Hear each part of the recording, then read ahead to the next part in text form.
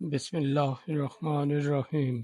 حضرت خواجہ معین الدین چشتی رحمۃ اللہ تعالی علیہ کی مفصل سوائے حیات، ابتدائی زندگی اور خاندان۔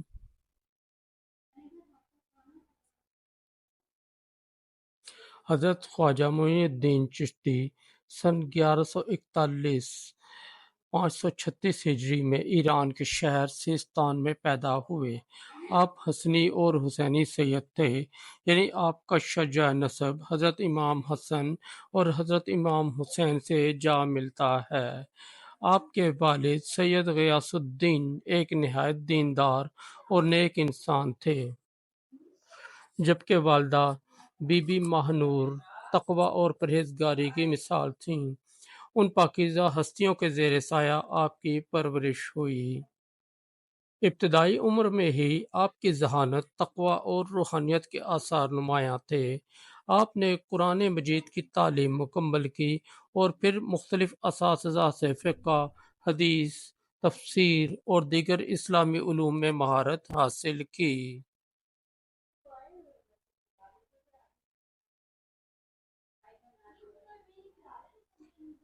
دنیاوی زندگی کا ترک۔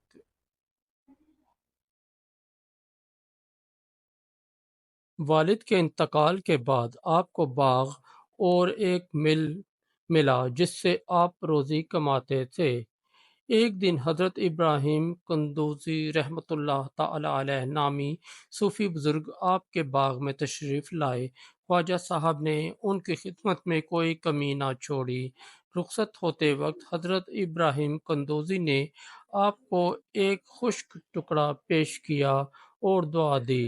اس لقمہ روحانی کے کھانے کے بعد آپ کے دل میں دنیاوی رغبت ختم ہو گئی اور آپ نے دین کی خدمت کے لیے اپنی زندگی وقف کر دی۔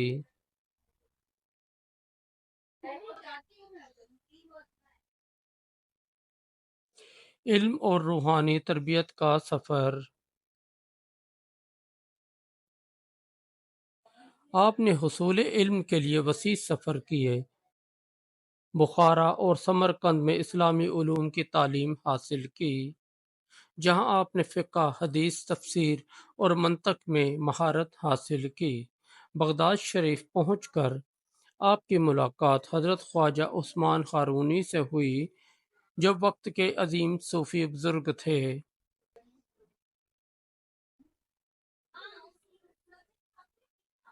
حضرت عثمان ہارونی نے آپ کو اپنے حلقہ ارادت میں شامل کیا اور بیعت سے نوازا۔ آپ نے اپنے شیخ کی صحبت میں کئی سال گزارے، جس دوران آپ نے زہد، ریاضت اور خدمت خلق کی تعلیم حاصل کی۔ ایک دن حضرت عثمان ہارونی نے آپ کو خلافت عطا کی اور ہندوستان میں تبلیغ اسلام کا مشن سونپا۔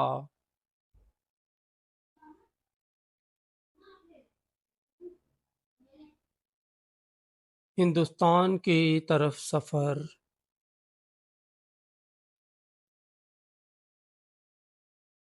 حضرت خواجہ معین الدین چشتی نے 1192 میں ہندوستان کا سفر شروع کیا۔ اس وقت ہندوستان میں مختلف مذاہب کے ماننے والے موجود تھے اور ہندو راجا پرتھوی راج چوہان کی حکومت تھی۔ آپ نے پہلے لاہور میں قیام کیا اور پھر اجمیر کو اپنی تبلیغ کا مرکز بنایا۔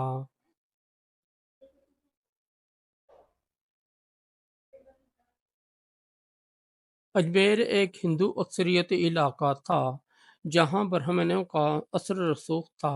یہاں آپ کو سخت مخالفت کا سامنا کرنا پڑا، لیکن آپ کے اخلاق، سخاوت اور دعاؤں نے لوگوں کے دل جیت لیے۔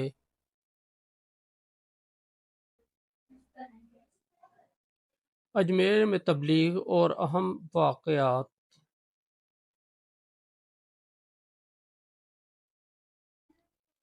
راجا پرتھوی راج چوہان کے دربار کا واقعہ۔ کہا جاتا ہے کہ خواجہ صاحب کی روحانی طاقتوں سے متاثر ہو کر راجا کے دربار کے کئی لوگ اسلام قبول کر چکے تھے۔ راجا کے خادم نے بھی آپ کے ہاتھ پر بیعت کی۔ یہ واقعہ اجمیر میں آپ کی شہرت کا باعث بنا۔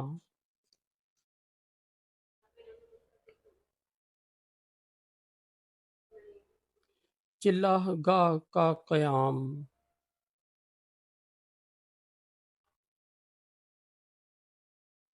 آپ نے اجمیر میں ایک پہاڑی کے قریب چراہ گاہ